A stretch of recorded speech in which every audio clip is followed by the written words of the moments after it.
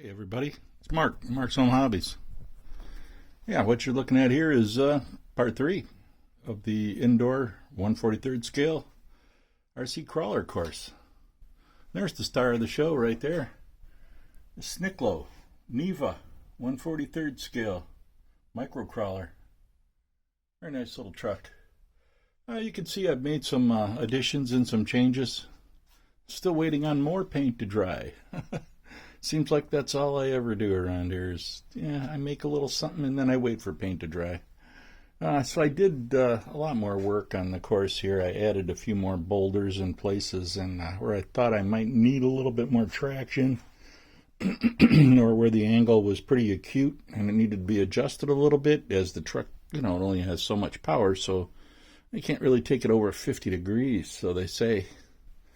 We'll find out about that. Anyways, I added a few more boulders here and there. I also added this unique little feature right here. Let's just see someone try to get past that.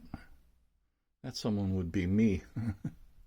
But I think that's going to be pretty challenging because of the way I have those offset. There's no easy path to take. All paths lead across the top.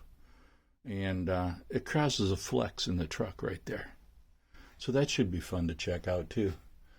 And then if you get across that, then you can come up here to the slick sections, and that's just cardboard right there for now. I haven't really done anything with it yet, but I was going to put a rope bridge right here, but I decided not to. Once you go over the balance beams down here, you pretty much know you got the balance, right? So what I opted to do was put a teeter-totter up here. So you can see, it teeters with the truck on there. And it totters. Yep. And it's a long way down. Because if you fall off of there, you're going to probably roll down all this hill right here anyway. So even if you don't fall off on the back, you're going to fall off on the front if you make a mistake. And then if you feel like it, you can always do a detour right here and come down the chute right here and take a new longer path to get to the mountain road, which has a dual inlet. You can either come up here and try to get past this little outcropping of rocks here and then continue on your way, or you can come down this section here and get right down into here into this spot if you think you're so capable. And then you can come up the back side also. Here there's a chute over here that will allow you to hit this little rock bridge right here. Also improved on my 360 flipper right here. We're going to add some more gravel in places.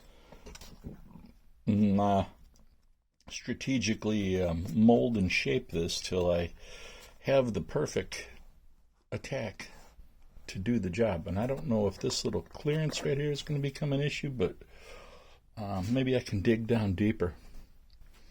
I don't know. It's just an idea, so we'll keep exploring it. I also have another idea for this little timber bridge right here, which you can see these timbers float. They float. They're not real loose yet because I just drilled them, and some of these logs are green. I pulled them off a bush outside. So they're still kind of green. But some of them are dry, and they will all eventually float freely as a bird. And I do believe this is going to be one of the most hardest spots to get across here due to the fact that they all independently float like that. Ooh, that one floats really good. Some of them float more than others, so that's going to make it tricky too. I also have another diversion that will go inside of there too, and it fits in there. What I have is a wire with 2 holes, and I can just drop it right down inside of there. So I can change that out and put something else in there, or just leave it as a little pond, put a couple of cement blocks down in the bottom to get up the edge a little bit, and leave it as a cement pond. We'll see. I still haven't done anything back over here yet either. I haven't decided exactly what I'm going to do over there yet.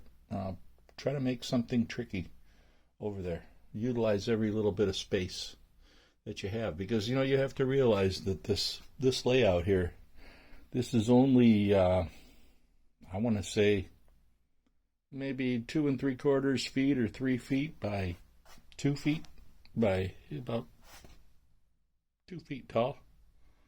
So what you're looking at isn't that big. You can you can see my big screen TV. That's a 40-inch Samsung TV back there. So maybe you can get the size inference there. It's not any bigger than that TV, basically.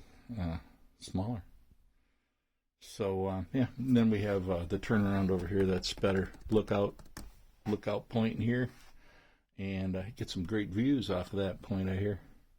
So we're just waiting for this paint to dry up, and then a little bit later tonight, guess what? We're going to make our first official run, and you're going to get to see it as long as you subscribe and you comment and like, because that's what I need to do. I need you to tell your friends and tell anyone that you know that's into this kind of RC stuff that there's a kind of a cool guy that he's making all kinds of stuff with RC. He's building his own stuff, and he's running it, and he's pretty good guy. He tries to tell you, I give you the lowdown on what's good and what's bad.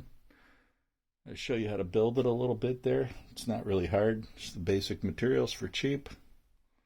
Try to give you an idea of what you can do in the inside of your house in the wintertime without taking up too much space in your house.